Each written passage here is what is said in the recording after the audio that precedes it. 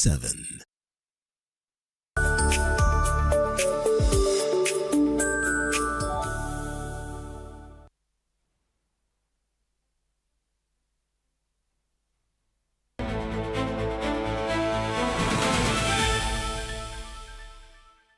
Iseme nisiseme, ni leo si leo. What began as an apparent slip of the tongue has quickly evolved into another flashpoint in Kenya's fast-changing succession politics. Deputy President Professor Kithure Kindiki triggered widespread online discussion after mistakenly referring to former President Uhuru Kenyatta instead of President William Ruto during a public address. Kwa hivyo nikiona rais nimwambie aje.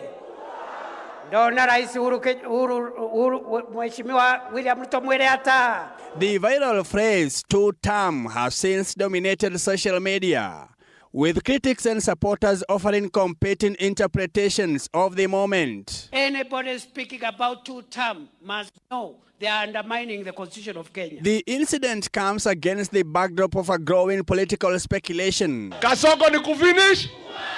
Arabe! Former Deputy President Rigathi Gachagua has recently claimed Kindiki is facing hostility from within government, urging him to return home should his political fortunes change. Sasa tungangane na Kasongo.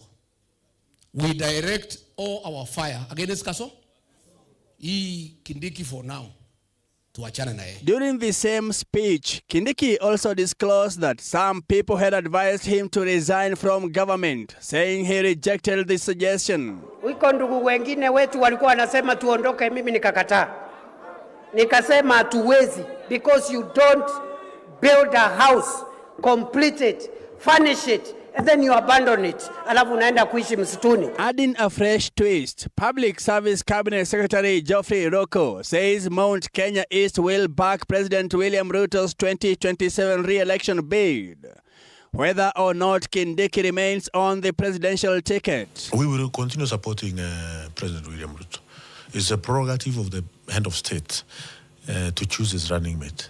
Yes, it is him to choose his running mate. While insisting that the choice of a running mate belongs solely to President, Rocco says he personally supports Kindiki retention, describing him as a high-performing deputy president who deserves another term. He has performed very well as a principal assistant to the president. He has outperformed himself as a deputy president, and I think he's suited to be the next deputy president 2027 to 2032. The debate has intensified after ODM leaders declared they want the deputy president's position as part of any 2027 coalition arrangement with UDA, proposing Cooperatives Cabinet Secretary Wycliffe Oparanya for the slot. Lakini sisi watu wa ODM nasi tumesema ya kwamba deputy president atoke chama cha ODM, na ule ambaye anatosha kuwa deputy president kwa chama cha ODM ni Wycliffe Oparanya. As rival political camps compete for influence ahead of the 2027 elections, Kindiki now finds himself at the center of a growing contest over loyalty, succession, and the future shape of President Ruto's re-election ticket.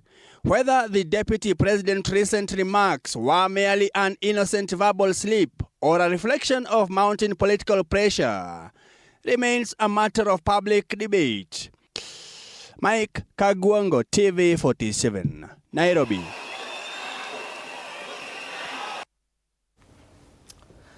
Professor Kithure Kindiki, that's the main conversation this morning, and is here on the front page of the Standard. Kindiki stripped. What's happening to the good professor? Yes.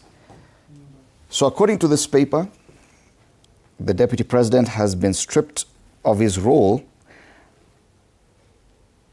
in intergovernmental coordination.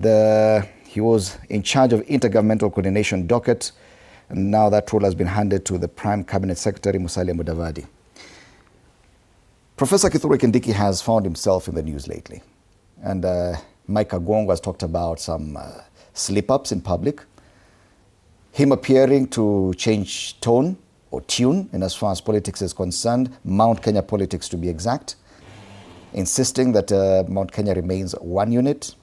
We heard what the former, or Kindiki's predecessor, said about his successor.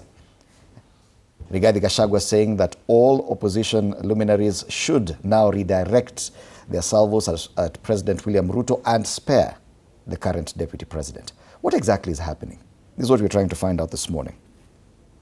As I told you earlier, we'll be having James Gakuya. He is here in studio. James Gakuya is a MP Embakasi North. Karibu sana and good morning. Thank you. Good morning to you. Also with us is Joe Mutambu, former Mwingi Central MP.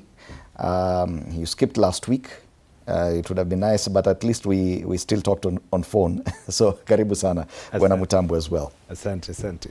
What exactly is happening to Professor Kithure Kindiki? Bwana Gakuya, there seems to be something simmering somewhere, but we still cannot pinpoint it.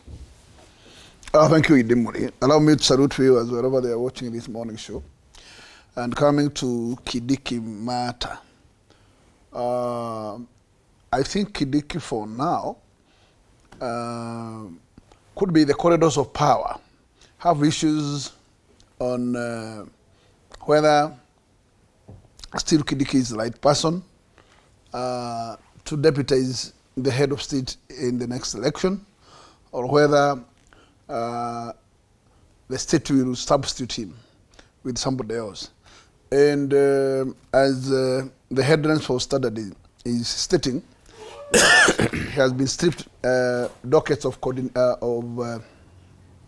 coordinating. This is telling you that something is not well cooking in the kitchen.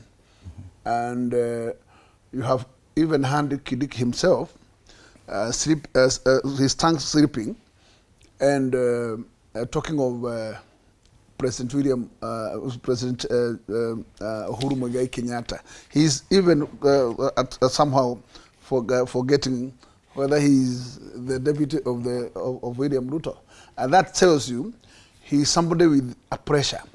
And that pressure is spiring probably from the kitchen. And the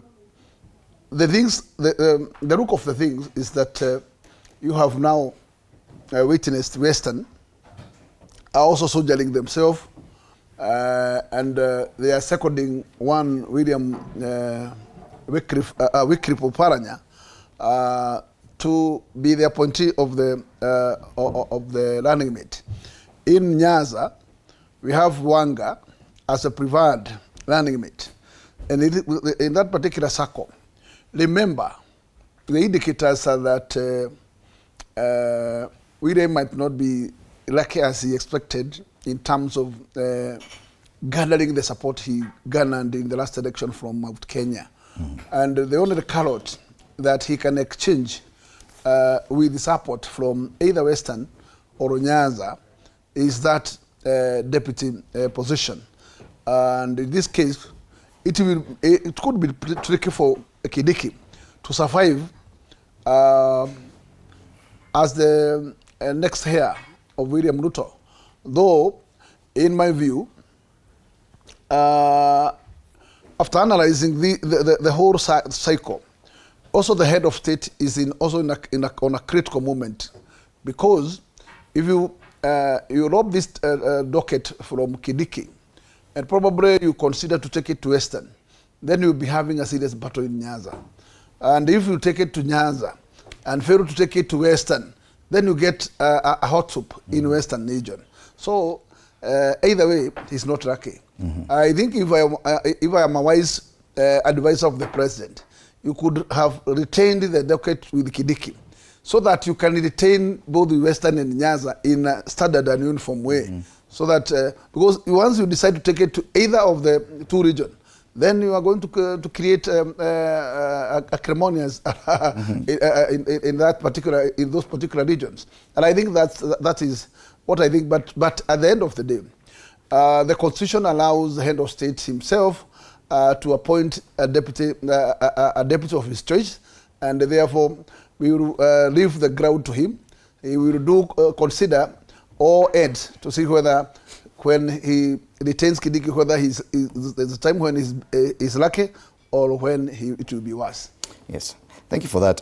But it's very telling when something like this, the piece of news on the front page of the Standard appears, because it reminds us of a time when Uhuru Kenyatta was still president, and he stripped his then deputy, William Ruto, of some roles and handed them the same to the one who was in charge of Interior. And this was on matters oversight and coordination of delivery of national projects and others as well.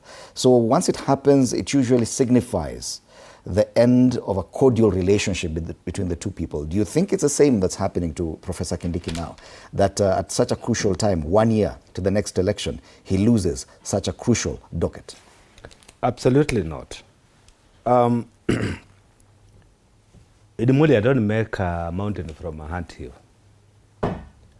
The roles of deputy president are well defined in our constitution, and there are 5, so to speak. Mm-hmm. And intergovernmental coordination is not part of it. Let us not mistake intergovernmental coordination and government coordination. Those are 2. Mm-hmm. Intercontinental is foreign related. Government coordination is within the government. And if intergovernmental coordination has been taken to Ministry of Foreign Affairs, that is where it rightly belongs. So I don't understand why make a fuss out of that, because this is a docket which ideally should belong to the Ministry of Foreign Affairs, whether it is Musalia who's there, is Mutambo Kaguya. How should it be under Foreign Affairs? It's intergovernmental. It's about the relationship between the national government and the counties. No. It's in the governmental coordination. Bana Mutambo, let's get it correct. It's intergovernmental is within. Yes, within. Because it's not the other way. Plus, the other thing is the ministry, the PCS's office, the Prime Cabinet Secretary's office, is already burdened. That is a Prime Cabinet Cabinet Secretary in charge of all other CSs. He's in charge of Foreign Affairs. Now you add another docket to him. Don't you think that this is out of what should be normal? I don't see anything abnormal there, Idimoli, because government coordination or government activities, or the president has prerogative of appointing or tasking any minister with any activities. There's nothing wrong there. We only read and amplify issues politically. This is not something to worry anybody. What I know is that it is true that Uhuru Kenyatta stripped Ruto some responsibilities and he gave them to Matiang'i. All right? It happened. I have not seen, because I'm in that circle, I have not seen or heard or felt any bad blood between President Ruto and Kithure Kindiki. What I'm seeing is a making of what is happening in the political arena. Like when Kindiki pronounced or slipped his tongue and said Uhuru. We always say that, all of us, in rallies. I want to refer to Kaguya, but I refer to someone else. That's not deliberate. It happens. And I will also not, like I've said, make a mountain out of it. Right. So what we are seeing today and what is being amplified by this newspaper, it's just a political issue. It is not what is on the table. That is not reality. And I can repeat and I can tell you on your face today as I look in your eyes, I have not had bad blood between President Uhuru Kenyatta and Kithure Kindiki. Whatever you hear, Ruto, same slip up, but it's understandable. Yes. Whatever you hear is just a making of political propagandas which is going around. All right. Yeah. Allow me to welcome Wakili Harrison Kinyanjui to this discussion. Karibu sana, Wakili. Thank you very much. We're just considering the headline on the front page of the Standard and linking it to some other piece of news that we've heard about the Deputy President in recent times. Him talking about, he was actually addressing the former governor of Meru, Kiraitu Murungi, asking him to get the former president so that the mountain can move together, which was quite telling. And we heard what Rigathi Gachagua said about asking politicians in the opposition not to target the current deputy president. And we're asking the questions, what exactly is happening? Now, on the front page, we have this letter signed by Felix Koskei, who is the Chief of Staff and Head of Public Service,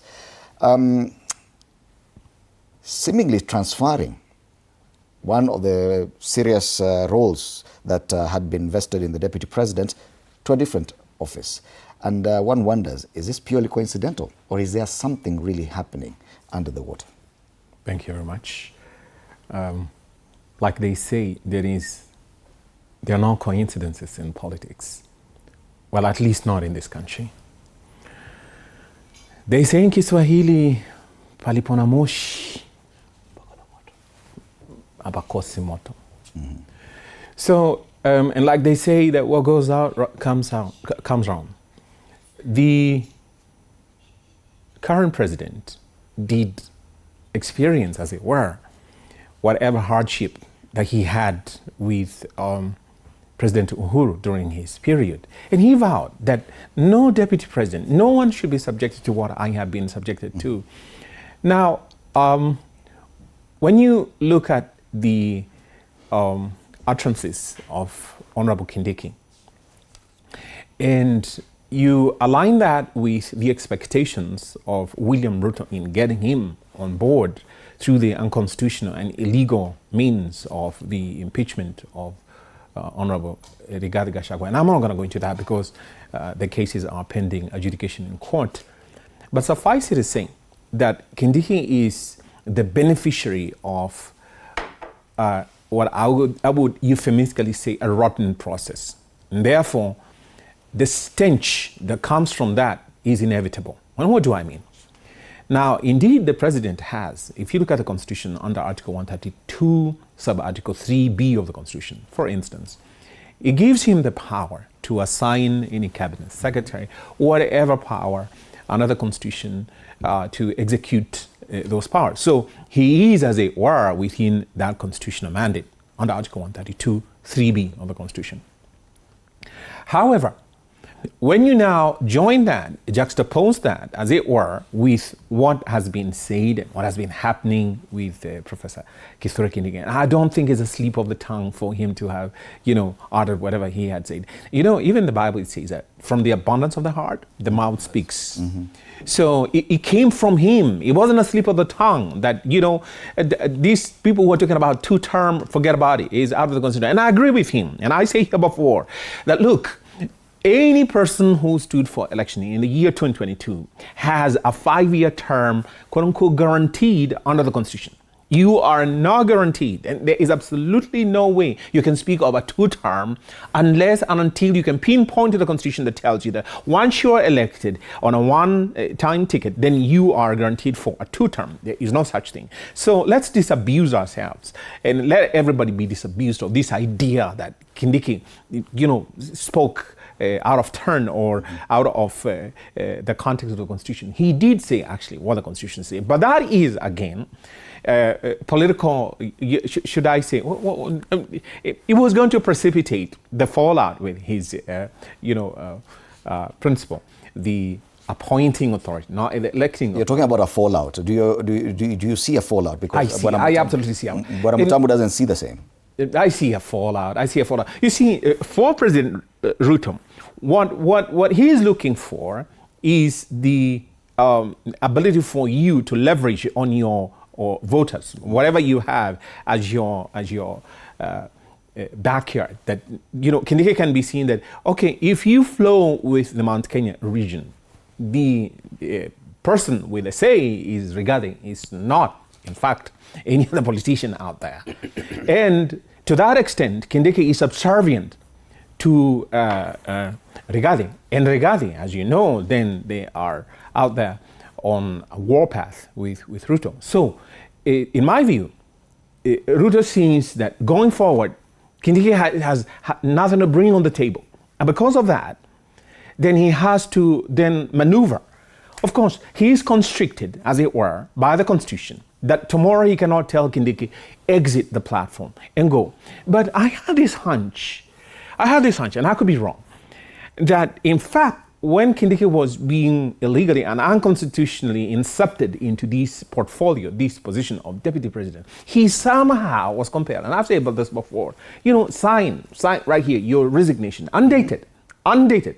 So he's got, Ruto is armed with that resignation letter, which can, in my view, as I finish that point, which in my view prompted Kindiki to say, oh, there were those people who were telling me, exit, and therefore, you can't leave a house that you built out there, and then you go live in the forest. I can't do that.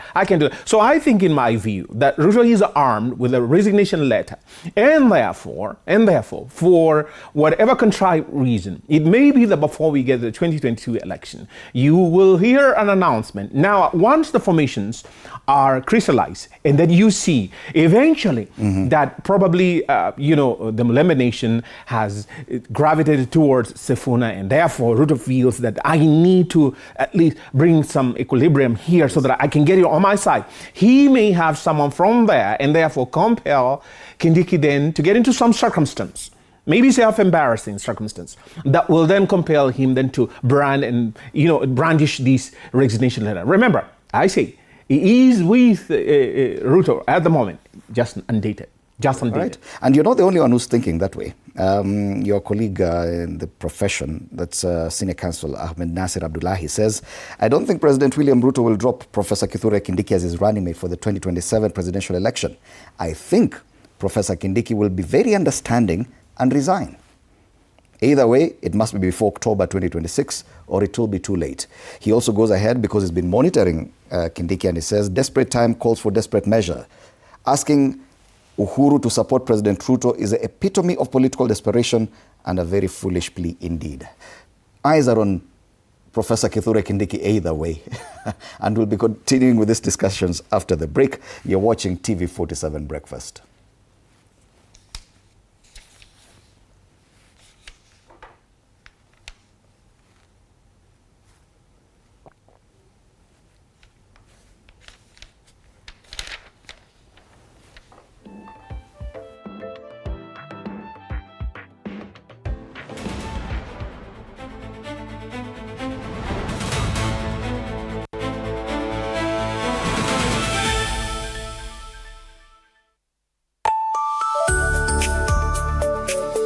Sundays at 8:30 p.m. Good morning. You have my rent? Leo jioni kama tutakuwa tumelipa rent, nauza hii simu yako. Hamna pesa. I need 3 G's to make my nails today. Sasa hivi natuhusu aje? Can I order now? Do you ship? Can I get blinking ones? Mimi nilikuwa na trade. Nimeekelea kitele yangu. Kitele yangu na trade. Nikikunyuma. Oh my God. He left me. Nitumie ni live. Uko nje kuna wifi. Why? Hi-Fi? Wait, so what do we call this dish again? I have no idea. The cucumbers are there specifically for my beauty routine. Tamulini kero umeka kwa beauty product. Na ameenda. Tunafaa tukuwe na logo yetu. Like, si ni brand already. We won't entertain divas. No. I'm not dealing with a man child. Amazing. Nishapenda hii energy. Sundays at 8:30 p.m. on TV47.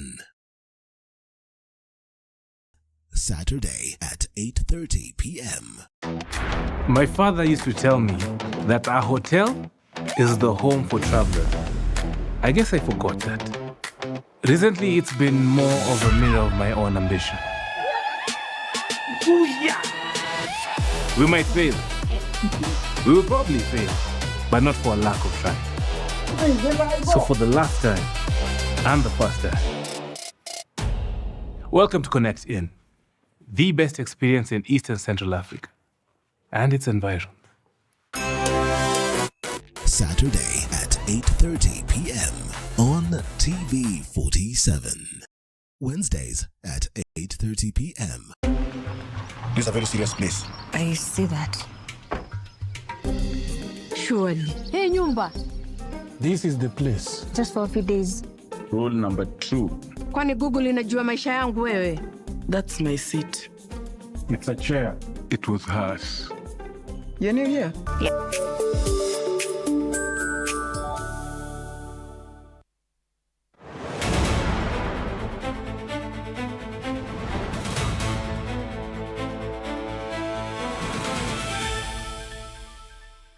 Kila mtu hapingwi kwa sababu ati yako na Kindiki. Hata Kindiki mwenyewe analia. Leo huyu Junet Mohamed ametangaza wazi. Amesema ya kwamba kutakuwa na muungano ya ODM na UDA. UDA itachukua President Ruto na hao watachukua Deputy President Oparanya. Na saa hiyo Kindiki yako kwa kiti. Wameanza kumkosea heshima vile walikuwa wananikosea mimi. Na mimi ndio nilisema juzi ya wachano naye kwa sababu najua kikwetu Kindiki ni mtoto wetu. Tunasemanga vita ikija ya Muhirega. Unawachana na hii ya Boma, mnapigana ya Muhirega kwanza. Huyu Kindiki wanamtesa. Wanamkosea heshima. Sasa mimi nauliza yeye yako kwa kiti saa hii. Huyu Junet Mohamed anatangaza ya kwamba hatakuwa running mate. Na Kindiki yako kwa kiti. Kindiki anatakiwa afanye nini? Sasa wewe umeanza kuwa mtetezi wa Kindiki sasa. Mimi unajua ile mimi sipendi ni dhuluma. Kindiki mimi alichukua kiti yangu ambaye hakufanyia kazi. Hakuchukua, alipewa. Alichukua, mimi nasema alichukua kwa sababu ndio uchukue lazima ndio upewe lazima uchukue.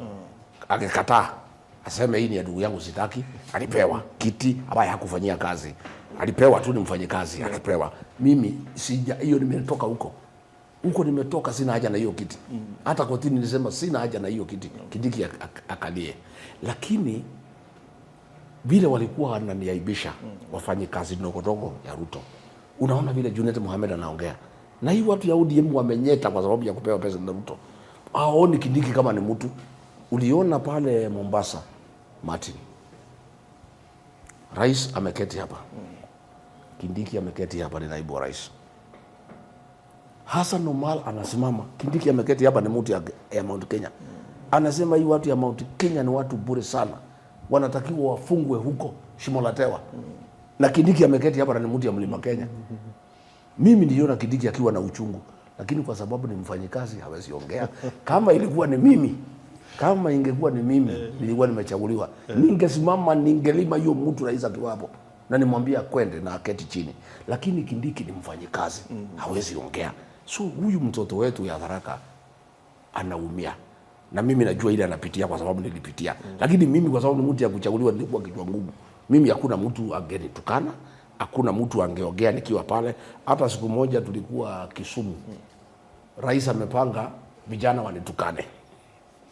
Wewe rais huyu. Hata hii Junet wanaongea ni Ruto amewaambia. Yeye ndiye anatesa Kindiki. Akapanga watu wakutukane. Hata hii unasikia Junet wakiambia. Ruto ndiye amewaambia. Mpaka Kindiki akasirike ajiondoe. So tulikuwa Kisumu. Ruto amepanga hii vijana akina Ichongo wakuja kunisomea. Lakini unajua mimi naongea mwisho alafu namuita. Sasa yeye kwa sababu ni mjaja ananiambia wewe Rigiji, naona masaa inaenda kwa sababu kunaweza nyesha. Wacha tuongee kwanza. Alafu kukipatikana nafasi hao wengine waongee. So mimi nikaongea, nikamuita akaongea. Alafu akapatia hii vijana. Sasa wananitukana nimekaa. Kwa sababu sasa sina nafasi nyingine ya kufanya nini? Ya kuongea. Lakini sasa ile ya Kindiki ya Mombasa, yeye ndiye aliongea mwisho akaita rais. Kama ingekuwa ni mimi, ningemwangalia huyo kijana nimwambie nyamaze. Na nimwambie vile nimeambia Duale. Hapana tukana watu ya Mlima Kenya. Wewe Aden Duale, kura uliletea rais ni kura 7,000. Hiyo ni kura ya MCA hapa. Yes, wide interview with the wide-ranging issues there, but we want to focus on the position of Deputy President Kithure Kindiki, a man under siege. Bwana Gakuya, it would appear that everyone is waiting for the current Deputy President to come to a point when he cannot take it any longer and resign. Now, that appears to be the belief. The former Deputy President you are a very close ally of Rigathi Gachagua. You know a lot of the things that he talks about, and he calls himself the truthful man. He understands the position there. Even he agrees with Wakili Kinyanjui that the next course of action is for Kithure Kindiki to resign. Did you see this coming? Do you think that's a plan, that by October or probably November this year, Kithure Kindiki will be forced to exit that position? Idimuri, on the outset, you need to understand that the tactics of the head of state, he does not want to sack Kindiki. But what he's doing is frustrating him. And those sentiments made by Gachagua are exactly what is happening, because we have overheard Kindiki saying they want to push us so that we can get out of this government. But we insist that we are not going. We made this government. Oparanya found us here, and therefore we are going to remain. It tells inside the kitchen there is a lot of fire and a lot of frustrations. And these frustrations are castigated to the deputy president so that he can resign. This tells you his goose is cooked. And that is it. And where we are heading, like the president is now determined now to remove this docket from Mulima to Western. As my colleague from Migori stated that the UDA will take the presidency and they will take the deputy.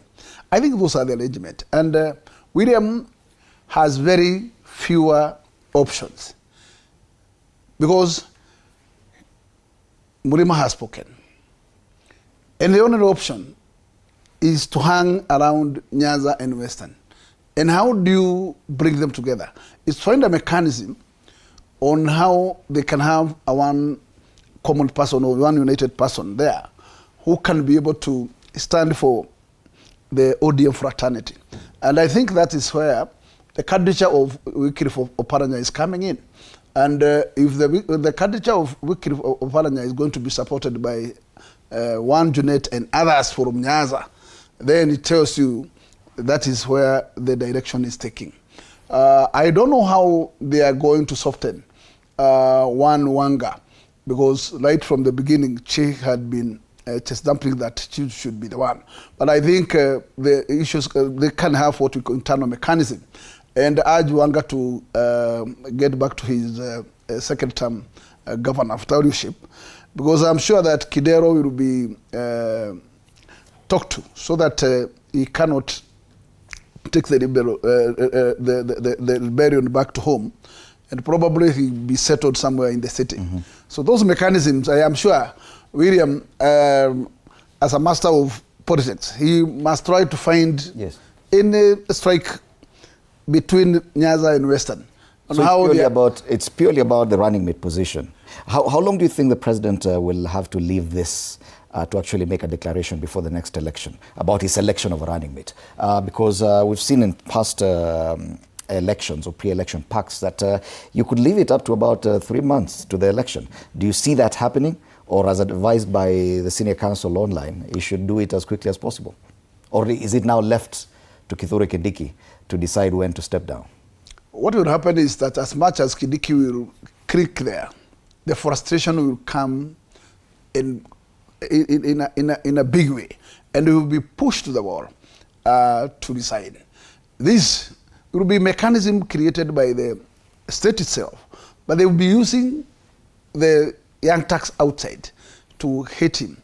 I believe Kindiki and his wisdom, he should determine at what point of exit that he can do. But if he insists to be creaking there, I'm sure he will be having a lot of doubts, and a lot of marking will be thrown to him. It's better that William cannot await this to beyond March next year. So between now and March next year, something has to be and a determination, because the head of state wants to soften that crowd of Western Nyanza, and therefore every arrangement to make it cool has to be between now. It's a done deal. It's a done deal for Professor Kindiki. To my view, yes. Yeah. So if at all now it's up to the professor to determine this, does it work for him to wait until too close to the next election for him to make such a decision? What does it do to his political future? Because he will be a bit too late to do anything else. Do you feel that this calls for him to be the one to make the decision, that he should take that and run with it as soon as possible? Edimuli, power is not given, it's taken. You take power. You don't sit down and wait to be given power. And I don't understand why there will be a baloo of Kindiki. And I don't get it when this debate is ongoing. Because on my view, I don't see any reason for it. Moving a docket from either minister or anybody to another does not amount to frustration.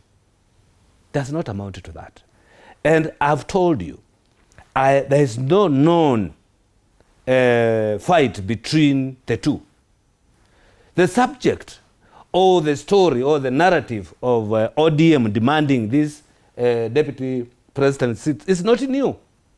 It started even before Gachagua was impeached. The day the ODM and UDA came together, that is when the idea was hatched. We've been discussing this matter here when Gachagua was still the deputy president until he was impeached. Yeah, the deputy president found it necessary to talk about it. Demand by Wanga was not yesterday. Yet the deputy president finds it necessary to talk about it now. He says Oparanya is a late comer, is a John Come. That's what I'm telling you. He found it necessary to talk about that last week. That's what I'm telling you. Power is not given. And I will not sit pretty. When people are talking around about my seat or about a position I hold, as a politician, I will respond. I will not keep quiet. And not only him. So many people are talking. Even I heard Sakaja somewhere saying that he is in seat. So these guys who are looking for his seat, they are wasting their time. I heard that. So people are talking. Everybody speak to defend their political seat. So, and like I said, the debate about ODM demanding, even Oburu said we want the power. So it's not new. And in any arrangement, in any political arrangement, people demand. Today, we would say that there is one person who is also being fought in the coalition of opposition, Kalonzo Musyoka. Okay? How many times have you heard Gachagua saying Kalonzo need to put more effort here and there? What is that? Okay? But campus are still quiet. Kalonzo also need to speak and say, we are being pushed out of this coalition. So it's politics. And the politics people play the way it comes. You attack me, I respond. So I want to tell Kenyans, from where I sit, there is no bad blood between Ruto and Kindiki. People are just creating it. And I can tell you, from my observation, I don't see whether President Ruto would wake up today, so just near to election, and fire Kindiki. Likewise, I don't expect Kindiki to resign, because he's a politician. You don't remove yourself from a position. Gachagua had an option to resign, but he clinged to the end until he was chased out. So why do we expect Kindiki to resign today? He will not do that. And in any arrangement, like I said, fighting for position, it's obvious. We saw even with Moi, when it was a one-party state, he appointed ministers and he left the space for vice president vacant for some years, for some months. How would it be if Kindiki remains as deputy president up to election day, yet he's replaced as a running mate? And now you have the deputy president here and President William Ruto heading to elections with someone different on the ticket. Those are party arrangements. I'm asking about the position. Do you know it is not cast on a stone that so and so must be the president of the party. The party can decide otherwise. That's what I'm asking. The party can decide otherwise. Okay. So the party can decide, including the party leader, to have another candidate as a running mate. It would be unprecedented in a situation for the first time that because this issue about deputy president is something still new. That President William Ruto picks someone else as running mates, and because the tenure of the deputy president will come to an end the day the new president is sworn in. Yes, then he remains as deputy president, but during that time, the campaign period, President William Ruto has someone else on the ticket as his deputy. How would it even look? It would appear very ugly. Now, in my view, I still hold the view very strongly, and with tremendous respect to Mheshimiwa Mutambu right here. All these undercurrents that are going on right now, and what we were told that these are confidential memos that are being exchanged between the office of the Honorable the Attorney General and Felix Koskei and the president and the deputy president is not kept in the loop. In my view, this is one person very calculating, that is Ruto, very calculating. And he is probably clamoring, he's going on with the notion that Kindiki is quote unquote very, should I say, principled, and therefore he's going to get to a point, unlike Gachagua, to actually declare, and it has to come from his lips. In my view, according to the script that is there, that he resigns. And as you've rightly pointed out, it is untenable, it is even unconscionable. It's something that no one in the political realm could contemplate, that Ruto goes with Kindiki as his deputy president, and he is fronting a different person as his yet to be running mate or in the forthcoming election. Now, there's a very curious provision in the Constitution that has always, in my view, baffled me as to why it would never create a constitutional crisis if indeed it was implemented, or it was placed there just in theory. Article 148, sub-article 7, which says that the deputy president may resign. He can opt to resign. But his resignation, and this is a crux, his resignation will take effect on the date and at the time indicated in that notice. Look at that. Immediate. No. Hold on. He chooses the date. No. Hold on. Article 148(7) of the Constitution. That notice, once he tenders it to the president, the date of the resignation indicated in that notice is when he is deemed to resign. Suppose, for instance, this scenario enacted in respect of regarding Rigiji. Look at that. So Rigathi then, after facing the shenanigans which he faced and which is now explicating, I was accosted by the same scenario. And then he gave, under Article 148(7), a resignation notice indicating, take notice that I, Rigathi Gachagua, being the deputy president of this republic, will resign on the 23rd of June 2027 at 9:48 p.m. No, that's constitutional. But would it create a crisis between now and 2024 when he clearly fell out, and 2027? Would it?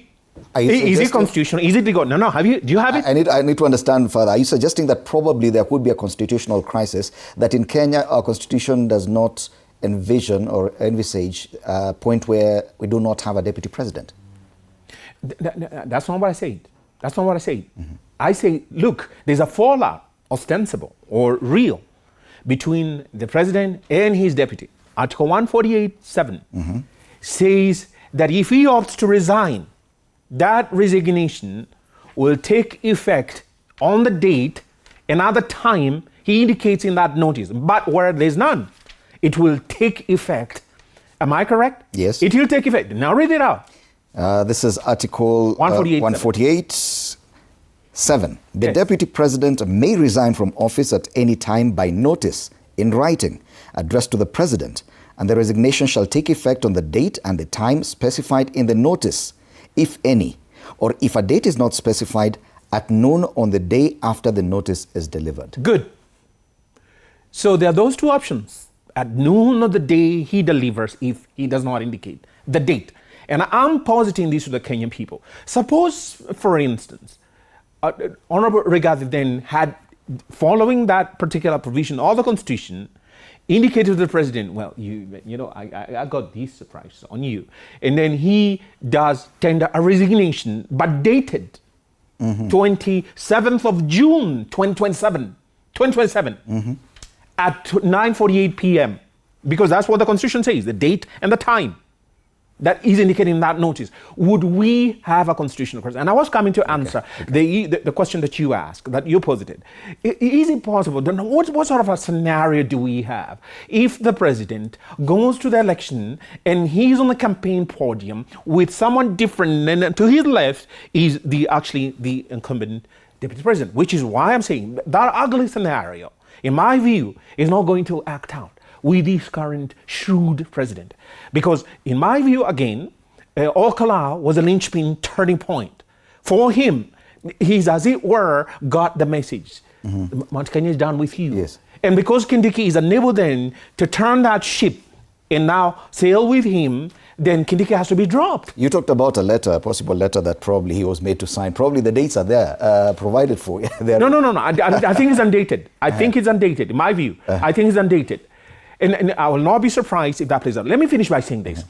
If indeed President Ruto was keen on implementing the provisions of Article 147 of the Constitution, Article 147 in an elaborate manner says what the role of the Deputy President is. And because he is a chief assistant, the person to aid and assist the President in the execution of his functions as the President of the Republic, he is supposed to be assigned such duties. Now show me one international assignment that this President Ruto has sent Kindiki to that we have seen and say that, oh, lo and behold, he is representing not merely the Republic of Kenya, but the Deputy President. The Brahmans that we saw between this President and Uhuru Kenyatta during those period, during that nascent period, yes, and we haven't seen it right here. So you can see that the undercurrents that we hear are playing out. They are in the open. And anybody, this is why I depart from Mheshimiwa's position. Now, you are all making this up. We ain't making up. Okay. It's playing out. All right, but Nagakuya, because the position of Deputy President has been the biggest talking point of this term of President William Ruto. First time we've had an impeachment of a deputy president. Now the suggestion is there could be a sort of a crisis. Imagined or real, we do not know, that if probably ODM managed to convince President William Ruto to go with one of their own as a running mate, then the position that Kithure Kindiki currently holds becomes untenable. Can he continue being deputy president? Legally, yes. But would he continue being deputy president while he knows his term ends at this time and there's a new one coming in, if at all Ruto wins? Idimuli, that will automatically become a choice of an individual because the Constitution has given an option. If you feel you are so pressed, you are so pushed, and frustrations are beyond your control, you can automatically resign and go. But if Kindiki wants to continue enjoying the privileges, then he can opt to resign and put a date of exit. And that date of exit can be the time of the next general election, which will still work. But what will happen is that the running mate that will be picked, Kindiki will not stop the head of state to pick that kind of running mate. And I don't think that any here will enjoy any power because he's not elected until when he's elected and sworn in. So Kindiki will enjoy his privileges all the way to the exit of that particular regime. And then the one who will be picked to be the heir of the head of state can start enjoying his privileges after he swears in, after they succeed in an election. Yeah, but Mheshimiwa, would Ruto allow that? Would he allow that? No, what will happen is that Ruto is known as one who does not respect the Constitution. So what you do in such a scenario, and where Kindiki can do such an action of resigning and putting a date, the William will ignore that.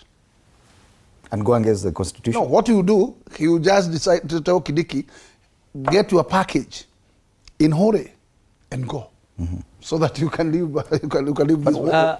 You know, we are just talking as if we do not understand our political dynamics in this country.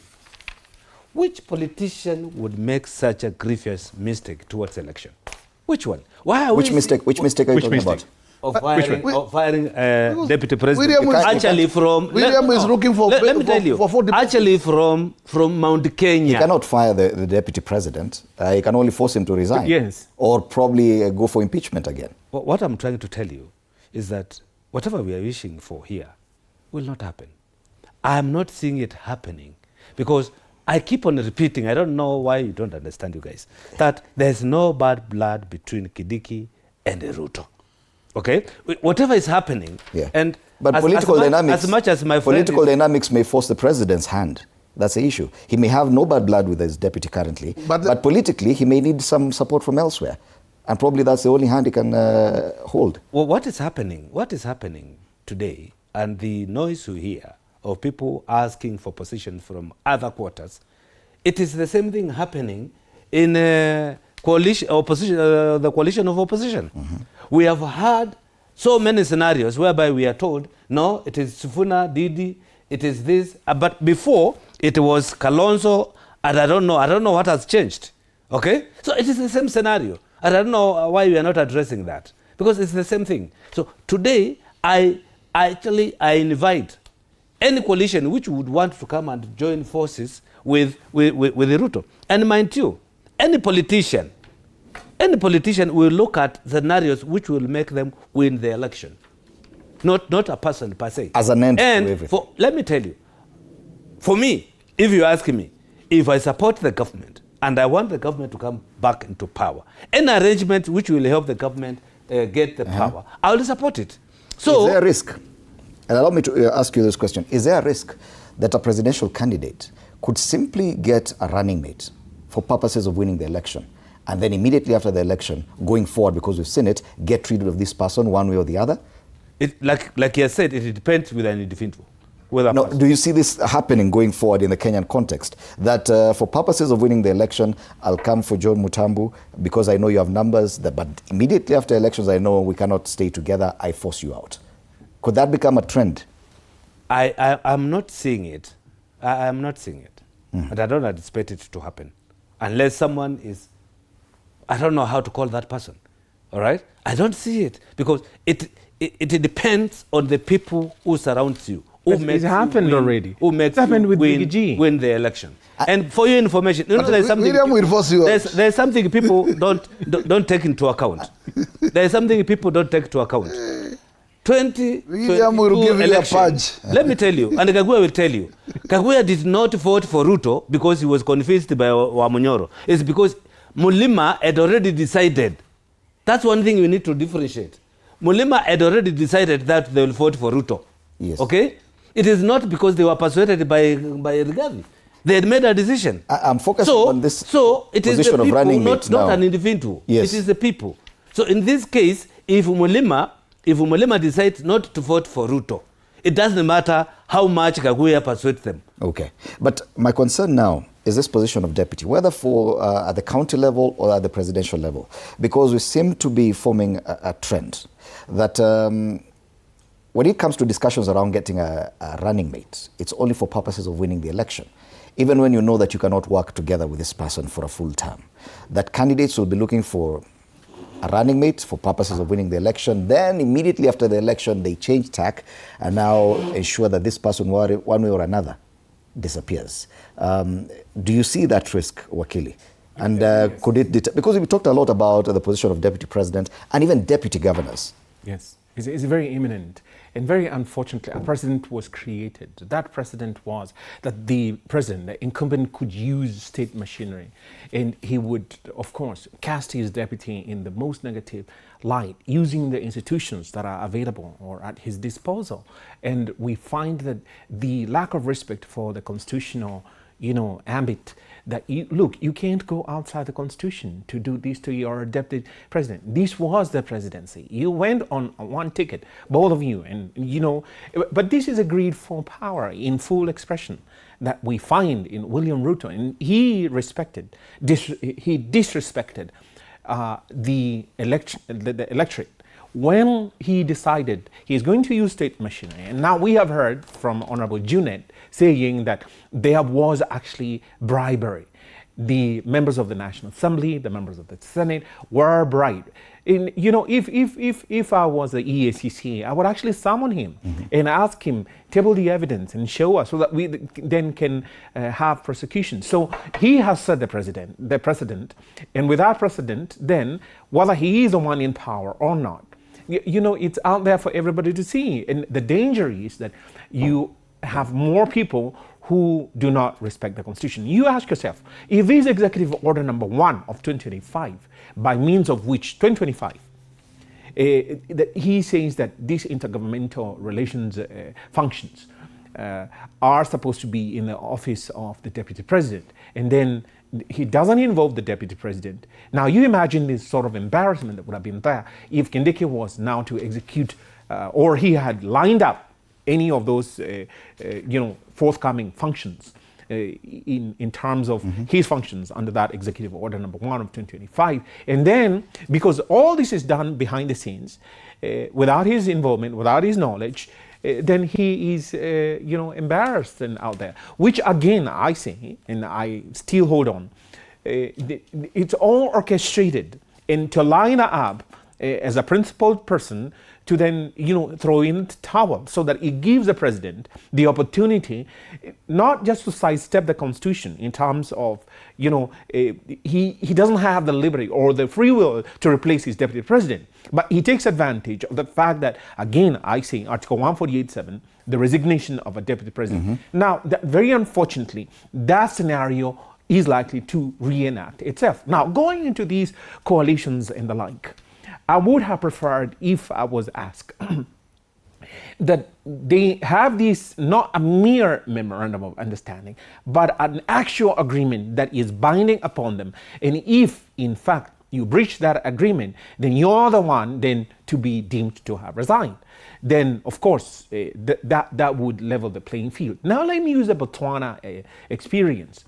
Boko, the president of Botswana, he had recounted how it was very difficult for the opposition to beat the Botswana, ruling party, and the coalition that eventually generated the Botswana, I believe it's UDP, that the United Democratic Political Party in Botswana. It was the same sort of thing playing out. That look, if you get a power, you are not going to try and replace me, because I'm from a different political party. And that should be the agreement. Well, for now it's holding, but I'm not certain that will go. Why?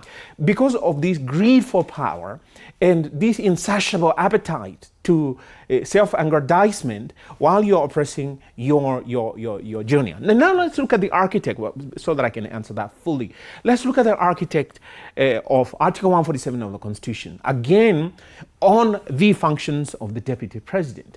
Now, the president is accorded such a broad scope of power to exercise, to assign duties and responsibilities.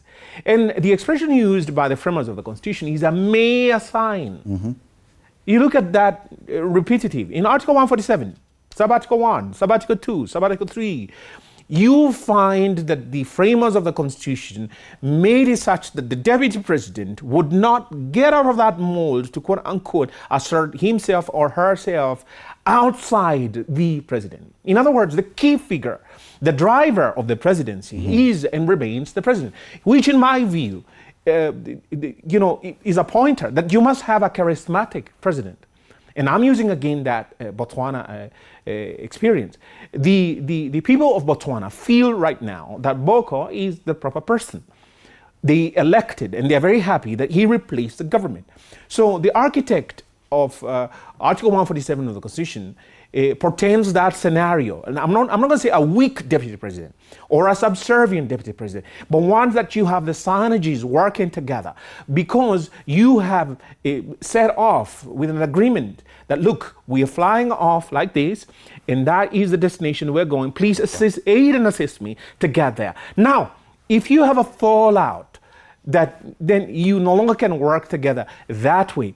That is why the Constitution then comes in Article 148.7 to say you resign because you've fallen out. All right. But the Kenyan people ought to be told. They ought to be told, not then have the shenanigans of the impeachment that we saw, that we knew this is political driven. It is not something that was actually meritorious, which is why it is playing out in the courts the way it is. Because as we speak right now, we may just witness the second exit. According to suggestions by so many people, we may just witness a second exit of a deputy president, one through impeachment. The second one, we do not know, probably through resignation. Whichever happens, I'm sure within the next 12 months, we'll have known. If Three. 3 months. 3 months. 3 months. 3 months. I give it 3 months. He may decide not to leave until the end. But, well, Kithure Kindiki appears to be a man under siege and fighting or struggling for survival. I wanted to consider something else that's happening in the political scene, and that's the rise of Edwin Sifuna. We saw what happened at the weekend. And this is closely linked to that debate of deputy president, because we saw even ODM now insisting that they get their person to deputize the president. And the president may as well see the need for that, because Western Kenya is a key region for him. And you mentioned this, Bwana Gakuya. But if we may focus on Edwin Sifuna, he appears to have changed the game for everyone in the political field, not just for the president, but even for the United Alternative Government, that now you cannot ignore Sifuna, and you cannot just assign him a subservient role. He's now a force to reckon with. Thank you, Idimoli. But first and foremost, let us focus on where we are coming from, and also focus to where we are heading to. In terms of the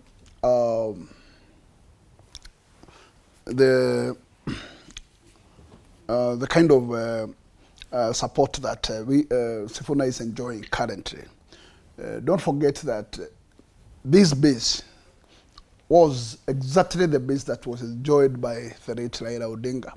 And this is the constituency where majority of the supporters are purely inherit or the succession button of that particular aspect of the former Prime Minister.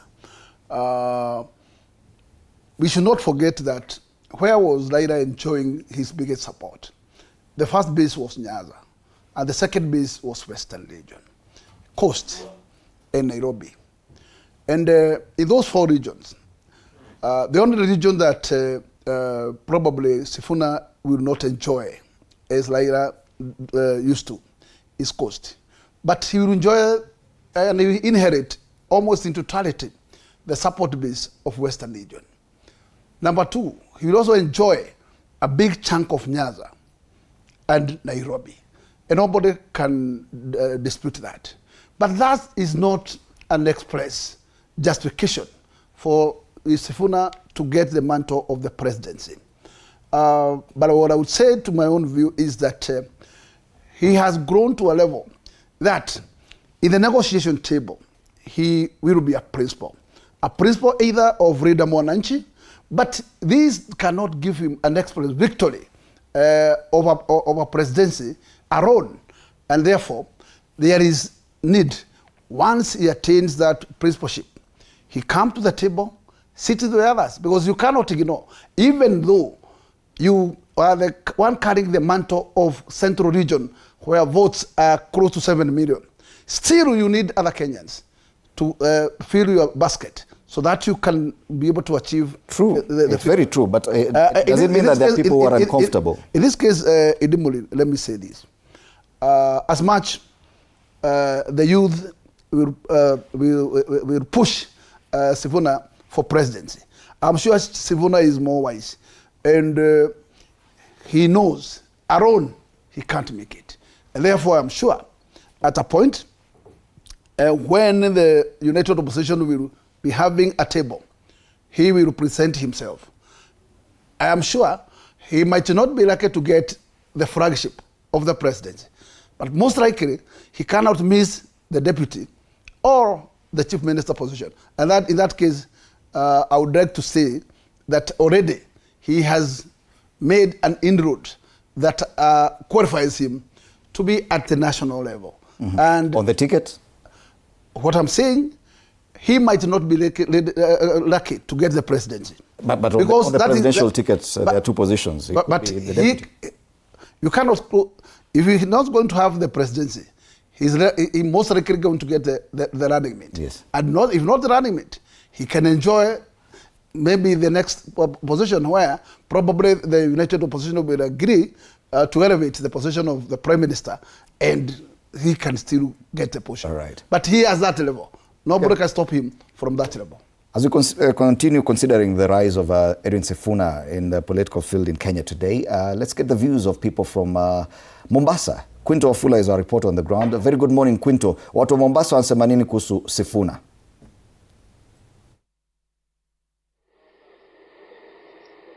Asubuhi njema, Fred Ndimuli na kujia moja kwa moja kutoka kisiwani Mombasa, na niko katika eneo la bunge la mwananchi katika eneo la Majengo, ambapo nahusisha wabunge hili ambao ni wananchi wa eneo hili waweze kutueleza tu hatua za hivi majuzi za aliyekuwa katibu mkuu wa ODM, nazungumzia Edwin Sifuna, zinaathiri vipi siasa nchini na vile vile zinaathiri vipi mustakabali wa chama cha ODM. Karibu sana mzee, anza tu kwa jina, utueleze unaitwa nani?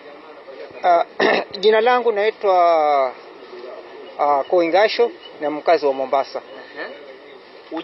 Hatua za hivi majuzi za Sifuna, kulingana na wewe, umekuwa muda mrefu umetazama jinsi siasa zilikuwa, labda hatua za Sifuna zinaathiri vipi siasa za nchi? Zimeathiri kidogo siasa za nchi kwa upande wa chama tawala, kwa sababu ukiangalia sana hata sehemu za Western wale wote kwa upande wa ODM na wanaunga mkono serikali, sasa hivi wamerudi sana kwa huyu Sifuna.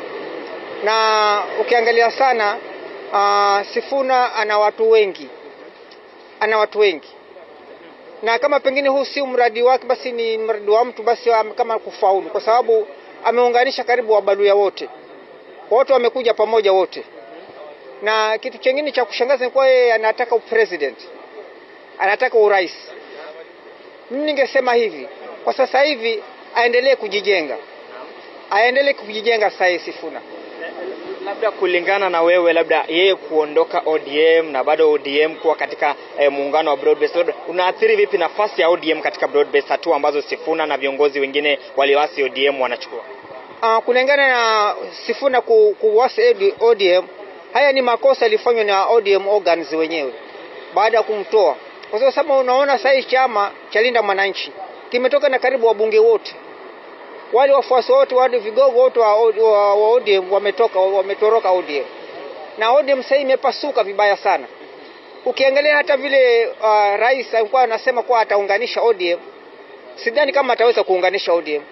Kwa sababu wale vigogo wote ambao wako na hiyo wanaosengelea ODM walitoka wote na Sifuna. Kwa sababu wanaangalia ule wimbi vile unaenda.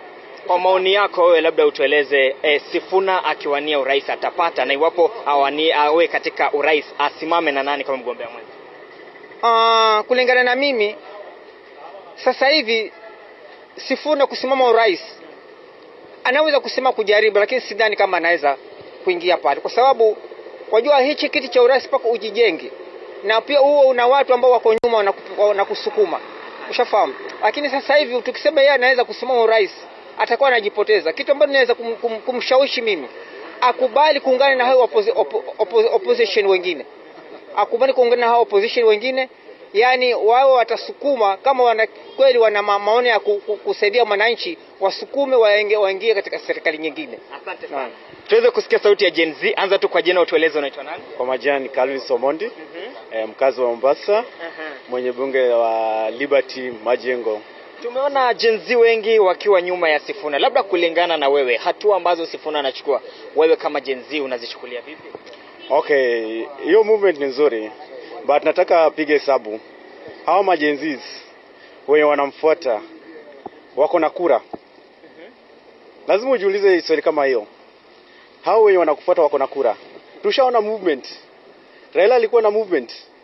Na wakati ambapo Raila alikuwa anaenda kupiga kura huko Lang'ata, tuliona ile movement, umati wa watu wenye walimtoa pale, wenye walimchukua akiwa anaenda kupiga kura, na hao the same umati ndio walitoka na yeye. Hao ni walikuwa ni Gen Z. Na at the end of the day hao wakupiga kura. Huyu Sifuna kuna watu. Hao wenye wako nayo wako na kura. Hawana? Hao wazee wenye wanaona pale ndio wata decide mahali ambapo presidency inaenda. Yes. Kwa hiyo wewe kijana, ukimpata Sifuna kwenye ballot, unatarajia Sifuna kwenye ballot na awania na nani kama mgombea mwenza, na utampea kura? Okay, mimi Sifuna nikiwa namuona pale, naweza compare na other aspirants tushawaona by the past. Tulikuwa na mtu kama Peter Kenneth. Kuna sehemu zenye alikuwa anapata 0-0. Tulikuwa na mtu kama Pius Muiro. Yeye akienda anaona umati wa watu, alipata 0-0. Mimi najua Sifuna akisema 2027, by the way, hakuna mahali ambapo ataenda. Sifuna ataanguka mapema na Rais William Ruto atapita asubuhi na mapema. Mwisho tumalize na wewe, anza tu kwa jina, utueleze jina wewe kama jina. Kwa majina ni naitwa Mongen na mimi ni mkazi wa Mombasa. Kuanzia kwa hii mambo ya Sifuna, mimi namuunga Sifuna mkono kwa sababu Sifuna ni kijana ambaye ameanza kujituma. Na ukiangalia Sifuna ile move yake ambayo anaenda nayo ni move ambayo iko sawa na ni mtu ambaye anaangalia future yake. Anajua nikianza sasa hivi kufanya hivi, natafuta kutengeneza ile nafasi yangu kwa hata kama nitakosa wakati huu, lakini wakati ujao nitakuwa na nafasi ya kupata. Sifuna ni mtu ambaye anajaribu kujituma. Ukiangalia kwa wanasiasa, kama ukiangalia tukirudi kwa mzee kama Kalonzo, kumwangalia Kalonzo ajitumi kama venye huyu kijana anajituma. Kalonzo ndio anataka hiki kiti, lakini bado hajachukua ile nafasi ya kuonesha kuwa mimi pia nataka kuonekana na wananchi, na wananchi wajue nataka nafasi fulani katika serikali. Unaona? Swali la mwisho, umemtaja Sifuna na ukasema anajituma. Unatarajia Sifuna iwapo atawania urais, nani awe naibu wa rais? Hapa kwa naibu wa rais sasa ndio tunaangalia, kwa sababu hatuwezi sema kwamba sisi tutamchagulia Sifuna kwamba mtu fulani ambaye atakuwa nyuma yako ndio akusukume mpaka ufike mahali pale. Lakini Sifuna kwa nafasi hii ambayo ako nayo, tukiona kwamba mtu mwenye anaweza enda naye kwa hiyo rally alafu akapata nafasi hii ya kuwa rais, tunaona mzee Kalonzo anaweza kuwa nyuma yake, itakuwa ni nafasi nzuri. Yeah. Sawa, asante. Chairman, tumalize na wewe, anza kwa jina na utueleze Sifuna na nani? Mimi ningetaka Kalonzo na Sifuna. Ama Kalonzo na Matiang'i. Tuko kwa Sifuna pale. Sifuna asimame kama rais ama naibu wa rais? Na asimame na nani? Asimame akiwa naibu wa rais. Ningesema asimame akiwa naibu wa rais. Manake kwa kuwa hata hii Gen tukiambiwa Gen Z, hii mimi naona kama ni pressure group. Manake wa Gen Z wengi ni wale kama wa Kenya vile unawaelewa, wengine ni walevi wa kulewalewa, wengine wacha nimalize kidogo. Kwa hivyo mimi ningesema Kalonzo Musyoka awe preso na Sifuna awe naibu wake. Asante sana. Hayo ni maoni ya wakazi wa eneo hili la Mombasa. Kunao wengi sana ambao wangependa kutoa maoni, lakini kwa ajili ya muda tutamalizia tu hapa, manake vile vile juma lijalo tutakuwa hapa tukiwahusisha wabunge kuhusiana na mada ambazo zitakuwa zinachipuka. Vijana wanahisi kwamba Sifuna anaweza, japo wazee wanasema kwamba Sifuna atulie, aelekeze na wazee. Kwa hiyo kutoka hapa kaunti ya Mombasa, mimi ni Quinto Wafula, na regesha kwako Fred. Sana Quinto Wafula, ripota wetu kule Mombasa, na kuzungumzia wafanyikazi na wakazi wa pale mjini Mombasa. Well, opinion is divided, Bwana Mutambu, but definitely Sifuna has an impact on the political leanings. Even for the president, he has to reconsider what he does with Western Kenya. What do you see happening with his rise in politics? And let's make it brief because we only have like 7 minutes or so. You know, for Sifuna to go out there, he has a purpose. And he has a dream he's chasing. And it is not bad. And anybody can wake up and actually enter the space. But on my view, you know, we are talking about presidency. We are talking about leadership of a country. That's one thing we need to consider. And this is not something you can just wake up and because of activism, like what is being reverted to, we say we are going to change or we are going to elect this. Kenyans need to be brave enough. And like Atwoli said one day, in whose hands are you safe? And you know, there are things we have also to consider and ask ourselves. If we replace Kagwe today and we put him as a president, you know that time will not come and tell us one time. He will have to tell us that things works. What miracle will he do that particular day? Because we need to understand our nature, our country, economically and everything. Kagwe today will have a bill to pay. Tomorrow, he will have salaries to pay. He will have debt to pay. What is our collection? How much do we collect? How much do we pay out? What are the balances? How will he bridge the... You know, there are so many things. It is not just one term. So Kenyans need to think, who are we placing on that seat? Do we place somebody because there is you and I cry? Do we place somebody because they can really manage the country, or do we place somebody because it's being supported by agencies or otherwise? This is not a joke. We need to think about our country. Let us not think because of this and that has happened. Let us think about our country. It's not just a mere call to make and say it is Sifuna tomorrow the president. No, even a guy from where he sits, he understands that. And that's why I differ when I hear people say one term, and they are not reflecting about the consequences. What will happen? Article 137 of the Constitution on qualifications and disqualifications of the election as president is what we refer to. The requirements are very clear. Person qualifies for nomination as presidential candidate if the person is a citizen by birth, is qualified to stand for election as member of parliament, is nominated by a political party or as an independent candidate, and is nominated by not fewer than 2,000 votes from each of the majority of the counties. Definitely, Edwin Sifuna qualifies on all those counts, but it would appear the feeling is bado hajafika. Why? I agree. I wholly agree. And I concur with what Mheshimiwa is saying, that the leadership of a country is a very grave issue. It is not something to take, on a light note. And so it's one thing to have euphoria. And I think, in my humble view, the leadership that the Ruto government has brought about and the hardship, the disconnect with the Kenyan people, the disaffection that is out there, in my view, it provided the volatile ground with such fertility for the Sifuna movement. And that, coupled with the leadership vacuum that is in Loyaland, arising from, in my view, two fronts, which he came to fill in as a void, but not at the presidential level, is the demise of Raila Odinga, which brought about the changes in ODM, where he still held the prominent position of Secretary General. And also in Loyaland, now you have this Musalia Mudavadi, who, in my humble view, with tremendous respect to him, got very emasculated by going into into government with his ANC, and now he is there without his ANC, and as it were, his future is very bleak. Compare that with Sifuna, who then, in the demise of Raila, he was at the apex, the highest point of ODM, and juxtapose that with Wetangula, with his Ford Kenya. It doesn't have traction or movement, and so he has offered that hope to the Luhya nation. But beyond the Luhya nation, there is a voice that you hear these people coming up saying he should be president. Now, I'm going to use the biblical example very quickly.